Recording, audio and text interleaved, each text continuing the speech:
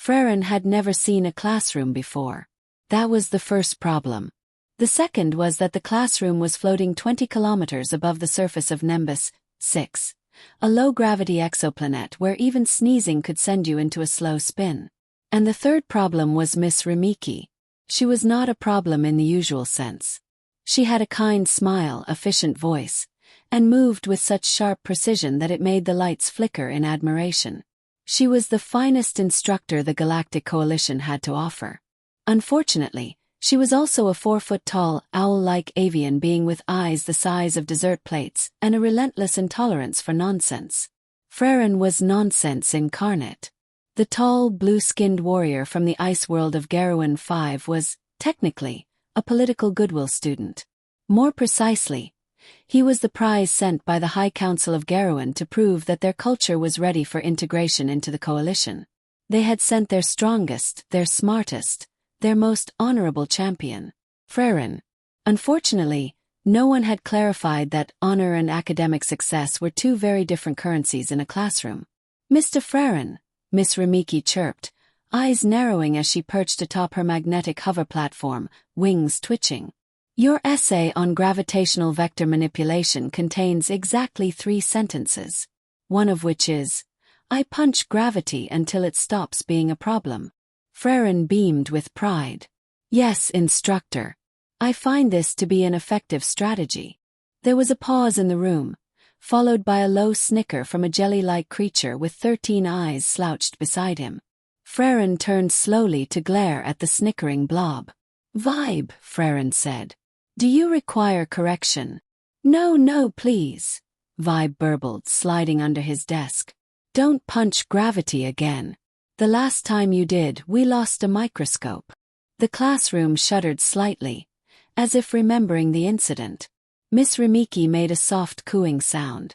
It was the sound of an owl preparing to flay someone with pedagogy. "Mr. Frairen, perhaps you would benefit from a more hands-on application of the principles we're discussing." Frairen's eyes lit up. "Combat simulation." "No. Field research." The smile died.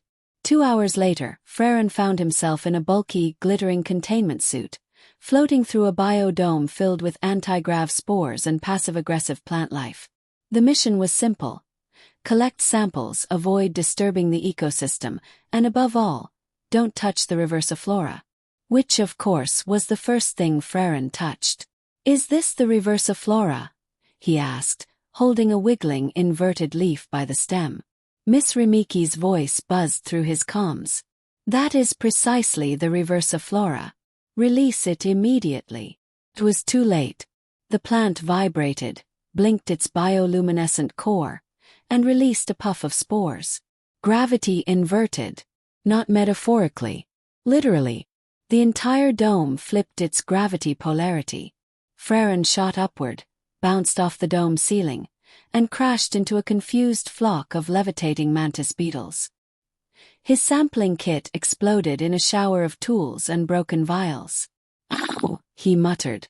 Back in the observation room, Miss Rimiki watched the mayhem unfold. Her feathers bristled. She activated the override to return gravity to normal just as Frairen bounced off a floating branch. He crashed to the floor in a heap, blinking in confusion and coated in glimmering pollen. "Mr. Frairen," she said, not unkindly. "What have we learned?" He groaned. "Not to touch the shiny leaf plant." "Close enough. Report to lab maintenance. And please shower before rejoining the class. You are shedding spores." As Frairen slouched away, leaving a trail of glitter, Vibe waved a stubby pseudopod. "See you in detention." Again. Frairen didn't respond. He was busy thinking. Not an activity he excelled at, but one Miss Rimiki was determined to encourage. 3 weeks into the semester, Frairen had earned a record-breaking 7 detentions, 2 temporary suspensions, and the dubious honor of becoming the first student to cause a biodome-wide ecosystem inversion. He was, in academic terms, a disaster. But something had changed. He had started staying behind after class. Not to apologize, but to ask questions. Strange questions. If gravity is a vector, can I redirect it by counterforce application? Miss Rimiki blinked. In theory, yes. But that's not how we. Show me. And she did. 4 hours they worked through simulations. Frairen's methods were unconventional. He replaced standard gravity harnesses with repulsor boots and gyroscopic anchors. He couldn't do the math, but he understood the concept like a predator understands wind currents. By midterm he was no longer failing. He was merely remedial. Then came the announcement. Class, Miss Rimiki chirped, fluttering her wings.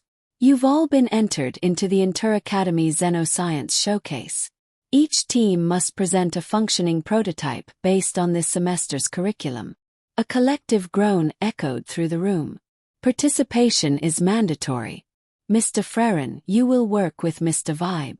The jelly blob shrieked. Frairen looked mildly pleased. I accept this challenge. Vibe did not.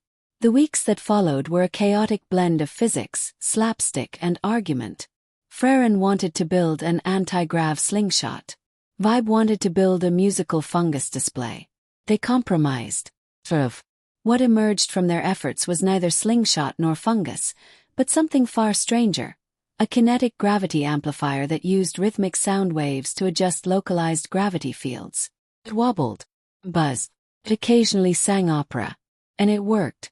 Mostly. You created a gravity yodeler, Miss Rimiki said, staring at the vibrating device as it hummed out a rendition of interstellar folk tunes while levitating a rock. We call it the Gravitron 9000, Vibe said proudly. I call it victory, Frairen added. Miss Rimiki didn't respond. She was too busy recalibrating her expectations. The day of the showcase arrived. Students from across the quadrant filled the orbital station, presenting plasma gardens, nanobot sculptures, and neural empathy translators.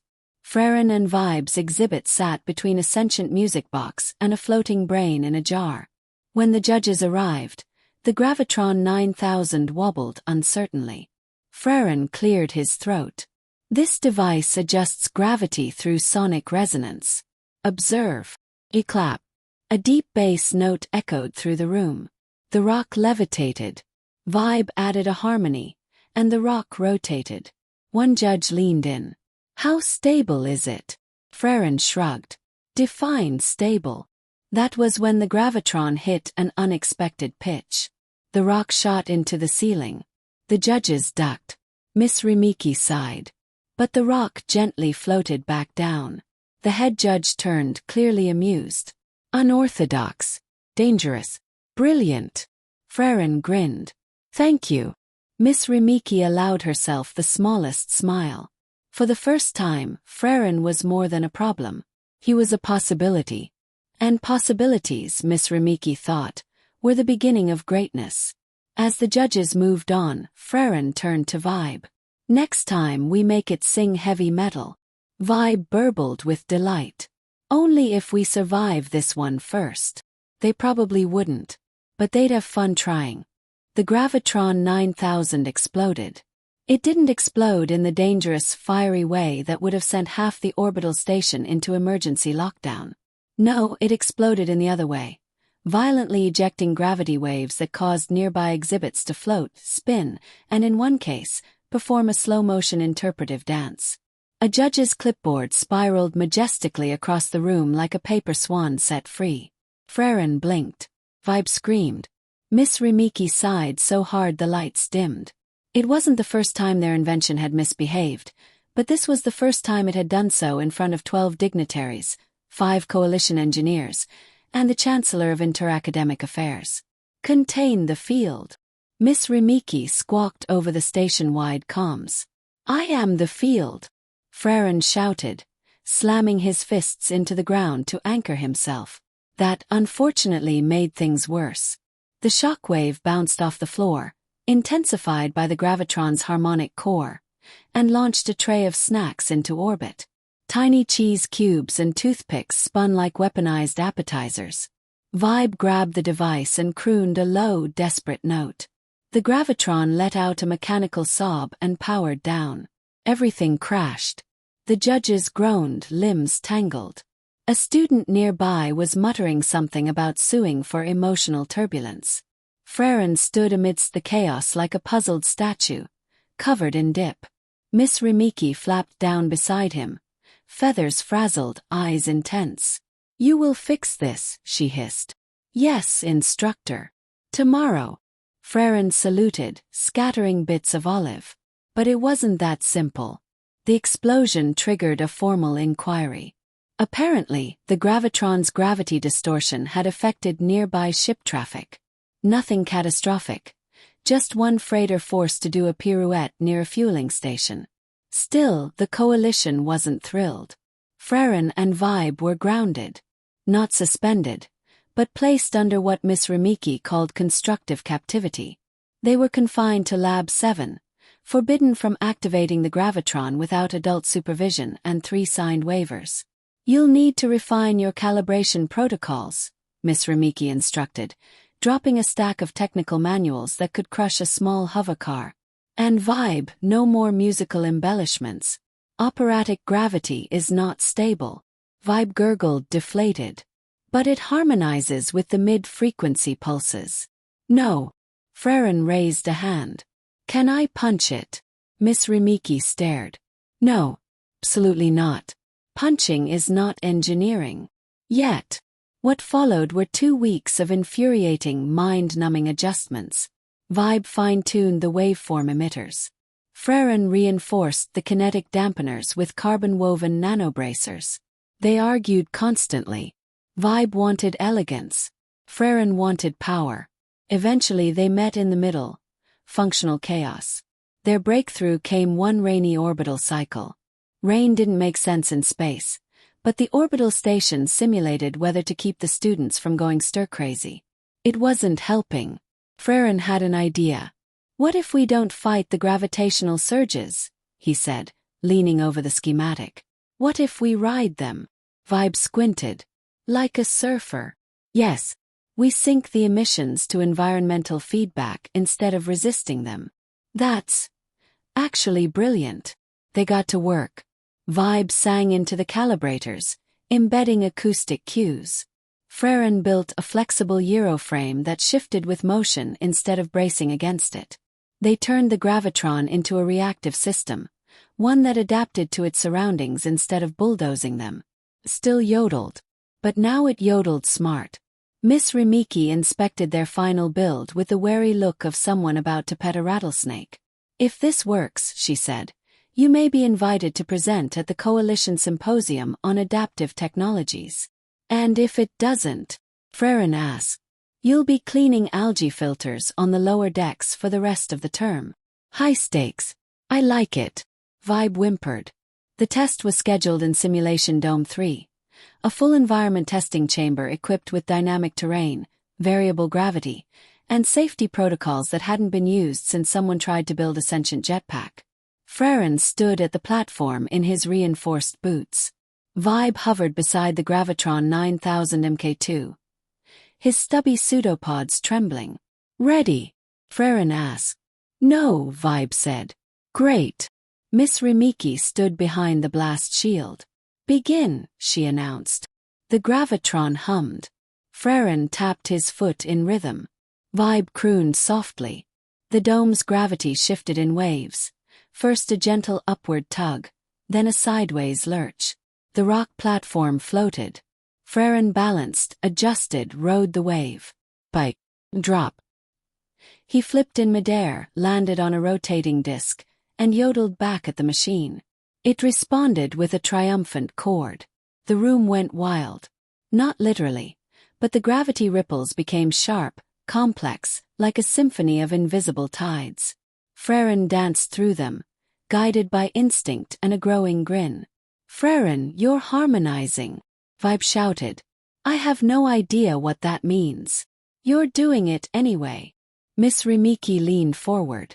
Her eyes, massive and unreadable, betrayed something new, awe. Then, without warning, the system faltered. The gravitron's hum slipped an octave. One of the feedback circuits overloaded. A blast of inverted gravity launched Frairen skyward, straight toward the dome's ceiling. "Override engaged," Miss Rimiki shouted. "Don't," Vibe cried. "He can fix it." Frairen twisted mid-air, grabbed his emergency anchor, and punched it into the dome wall. Lodged. He used the momentum to swing down, pulling the gravitron into a stable orientation. Vibe crooned frantically, sinking the resonance. The room stilled. Perfect zero-G moment. Then gravity settled. Frairen dropped to the floor with a grin. Fixed it, he said. Miss Rimiki didn't respond immediately. She simply stared. Then she nodded once. You didn't break the dome. That qualifies as progress. Vibe collapsed into a puddle. I aged 50 years in the last 10 minutes. Miss Rimiki stepped forward. You will present this at the symposium. Both of you. And, she turned to Frairen, eyes gleaming, you will not punch anything. Unless absolutely necessary. Frairen beamed. Understood. Maybe. That night, back in their dorm cube, Frairen and Vibe watched their simulation recording. Do you realize what we did? Vibe said. We made an adaptive gravity instrument controlled by rhythm and instinct. That's insane. We also made it sing. Vibe nodded. That too. There was a silence. Comfortable. Then Frairen said, why do you think she changed her mind about us? She didn't, Vibe said. We changed her expectations. Frairen thought about that, then smiled.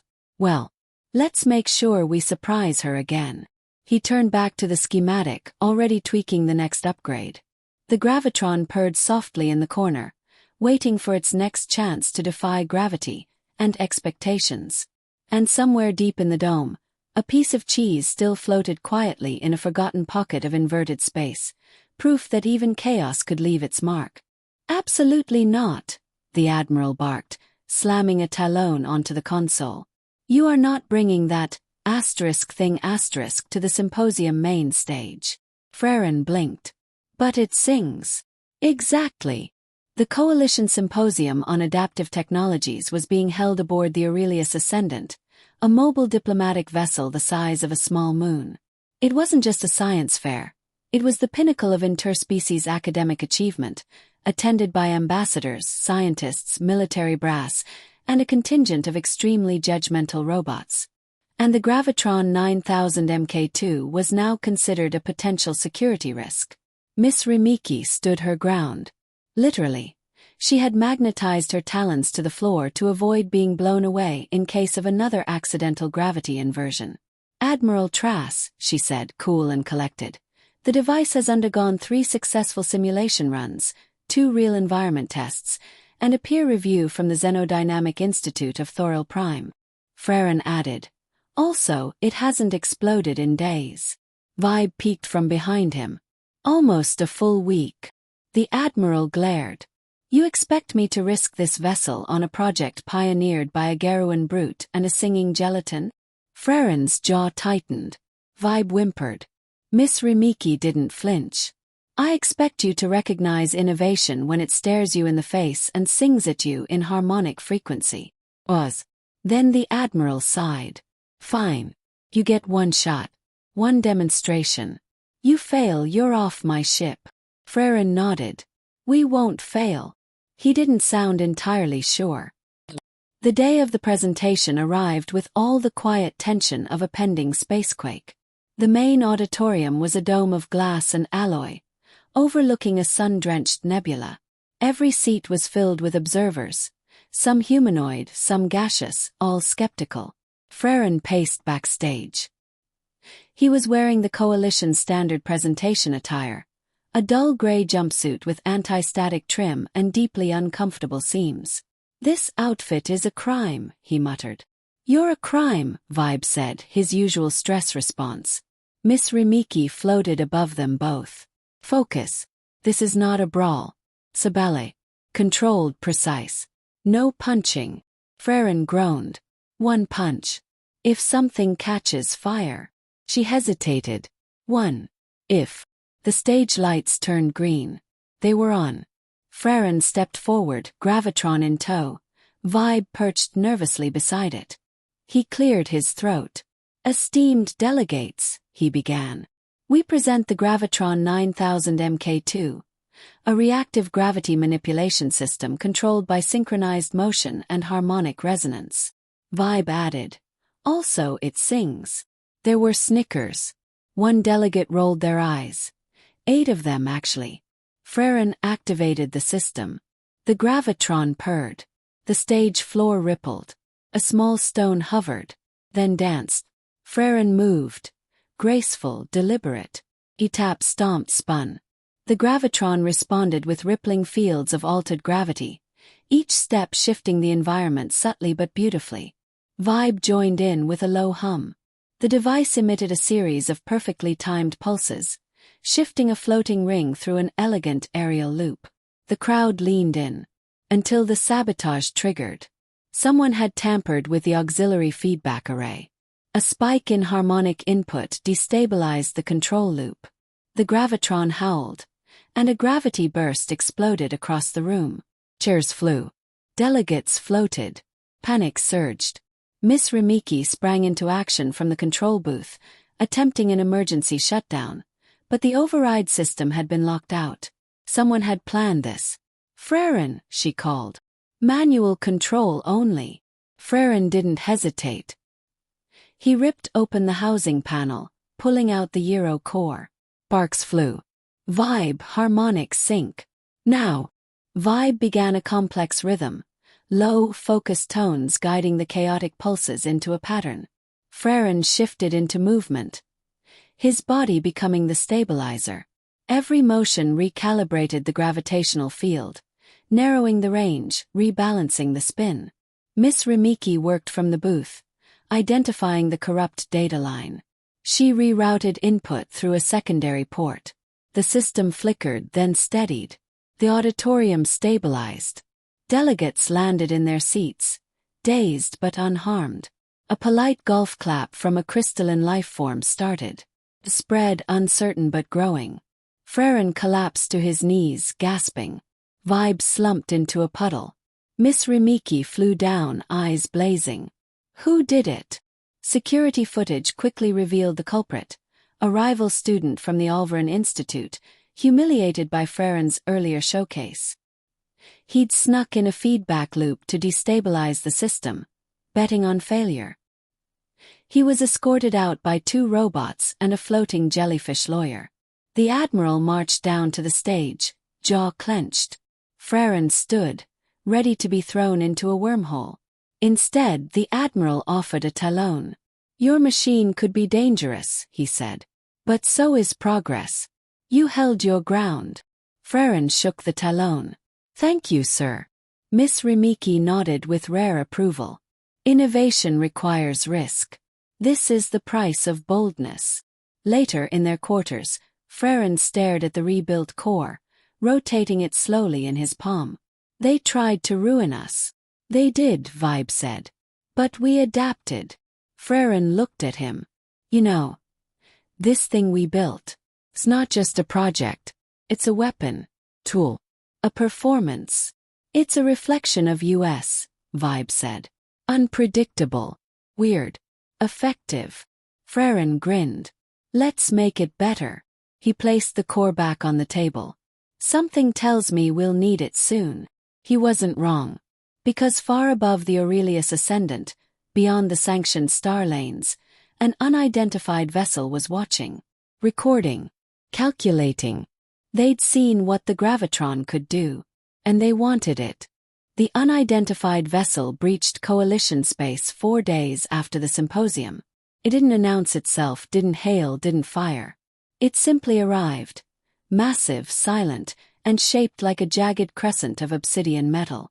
No known insignia, no life signs, but it pulsed with power, and it was headed straight for the Aurelius Ascendant. Frairen stared at it from the observation deck, arms crossed, jaw tight. "Oh, that's what creepy looks like." Vibe burbled anxiously beside him. "It's definitely here for us." Miss Rimiki joined them, her feathers flat and unreadable. "Scans suggest it's not a ship. It's more like a living structure, and it's absorbing comm signals. Watching, listening. Like a predator," Frairen said. "Or a researcher," she corrected. It's studying us. The gravitron demonstration drew attention. More than we realized. The Admiral's voice came over the intercom. All non-essential systems are on lockdown. Defense grid is live. Engineering teams to command level 3. Frairen turned to Miss Rimiki. Let us help. She hesitated. You're not soldiers. We don't need to be. The gravitron isn't a weapon, but it might be our best shot at confusing or communicating with it. Vi blinked. You want to talk to the murder moon? Not talk, Frairen said. Perform. The gravitron 9000 Mk3 had been rebuilt overnight. Leaker. Martyr.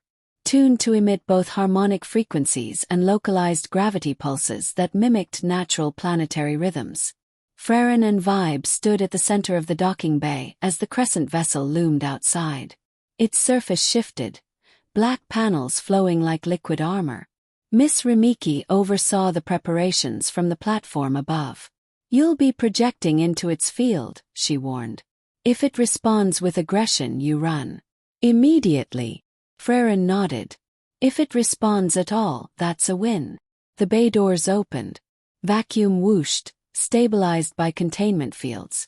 The void stretched endlessly ahead.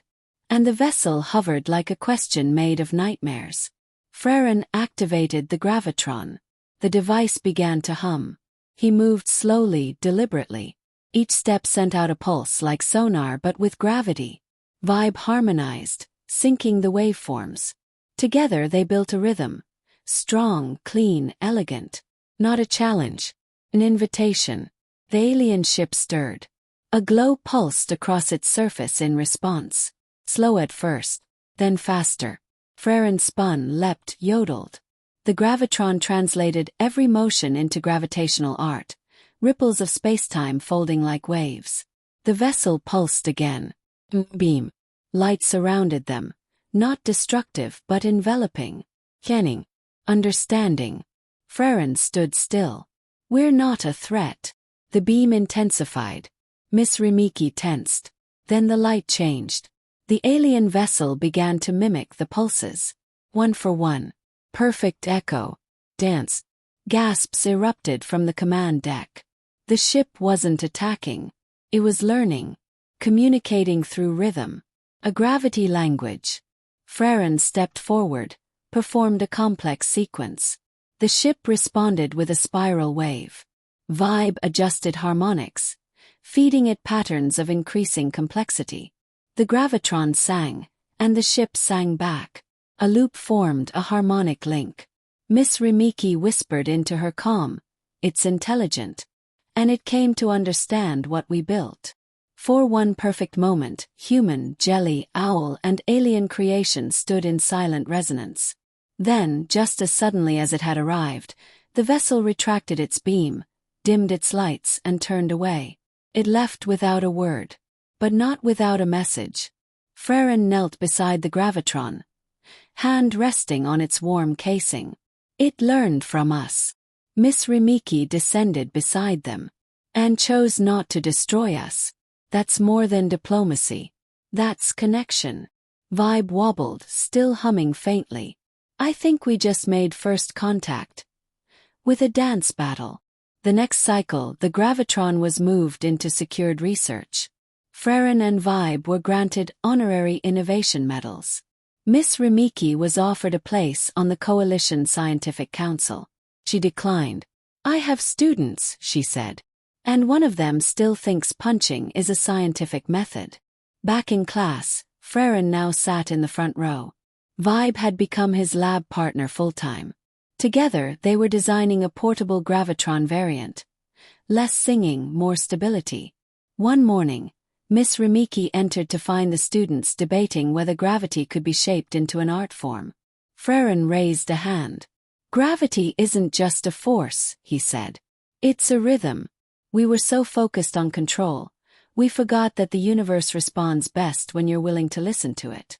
Miss Rimiki allowed herself a rare smile. After class, she perched on the balcony overlooking the training dome. Frairen approached. You were right, he said. Punching isn't always the answer. But sometimes. Sometimes the best impact you can make doesn't require force at all. They looked out across the nebula. In the quiet that followed, a final moral emerged. Not spoken, but shared in the silence between student and teacher. The universe doesn't always reward strength, but it always responds to understanding. Asterisk asterisk. And in that understanding, even a misfit warrior and a singing jelly could change the stars.